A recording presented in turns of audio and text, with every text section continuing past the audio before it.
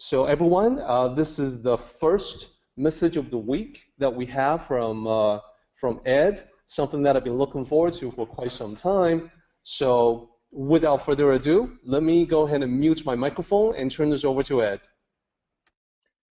Thank you very much, Derek, and Carmen and Bill. Great to hear from you guys, always.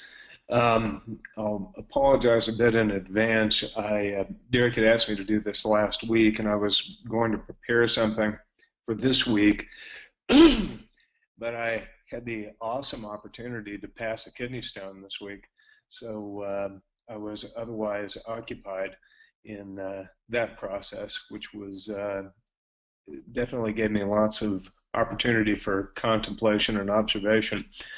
So maybe I'll write something about that next. But in lieu of that, what I'm going to do is read off to you, basically verbatim, a message that I send out, and give you a little bit of a background on this. Quite some time ago, I wanted to make sure that part of what we do as students of martial art is not leave one of the most important parts of that practice behind, which is the underlying philosophy. We really believe that the study of movement and the practice of movement yields insight into the philosophical underpinnings of the practice. And in order to facilitate that, I send out a message of the week to the students pretty much every week. I got out of the practice a little bit as we were putting the new center together because it took so much work and I was otherwise occupied, but several months ago I began sending it out again. And one of the places that I started was going through the I Kuan Tao Principles. And I went through each of those as Derek had translated them, and added something of my own understanding, and used those essentially as a framework by which I could communicate to our students some of these underlying Tao principles.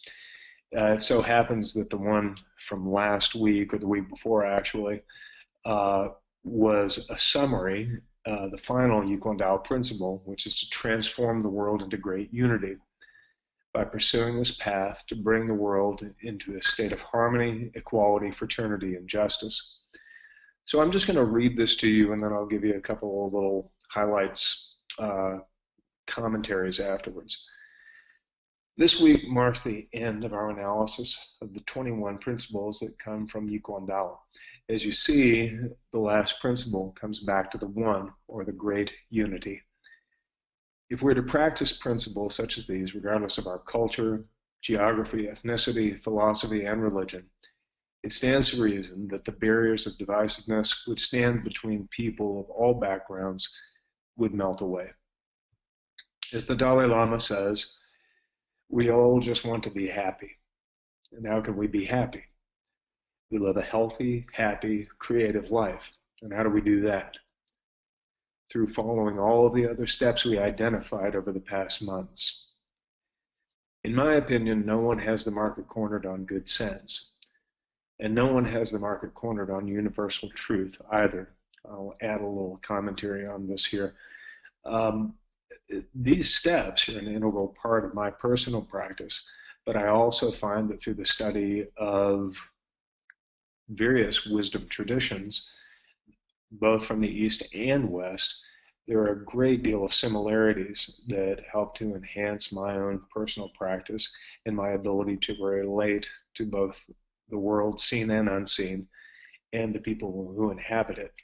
So my personal choice is not to negate any other potential path that may have come up through another tradition, but to try to make use of those and to get a bit more perspective on kind of a broader truth, I think, and that personally helps me in that way. In order to illustrate that, one of the things that I thought of is that we simply have to look at the night sky.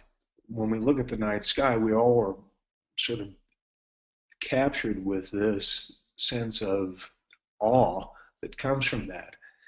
And when we recognize that there are 300 billion stars in our galaxy alone, and it's estimated that there are 100 to 200 billion galaxies in our observable universe, and that's observable.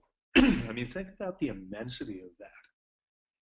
If we can even wrap around that concept, then we surely must recognize that the belief systems that have grown up with the cultures that inhabit this small planet in the midst of this immense expanse of space and time must surely be somewhat limited. However, these beliefs emanate from the same source, the source that can be called by many names. But is the name really that important? Are the customs and the rituals so important that they override common sense, decency, respect, and the simple awareness that we all come from the same origin? These topics are certainly not easy. They're deep philosophical concepts that bear contemplation, but in the final analysis, it seems really simple. There's more than one way to skin a cat, and cats notwithstanding, the analogy says it all. Live and let live, and love and let live.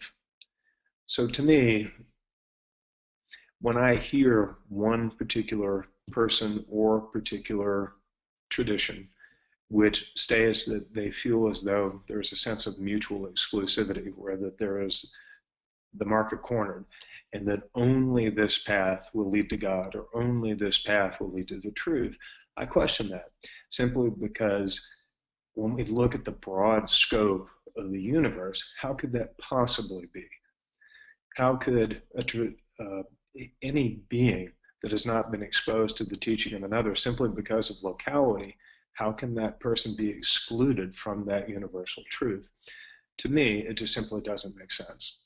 So from my perspective, and from what I understand the Tao perspective to be, we look at things from a broader sense, or in a broader sense, and that way we can really come to learn all of this together and make use of those wisdom traditions from all over our small planet, and hopefully begin to find a sense of unity within that. So that's my quick message of the week, and thank you, Derek, for allowing me to share this, and I look forward to speaking to you guys soon.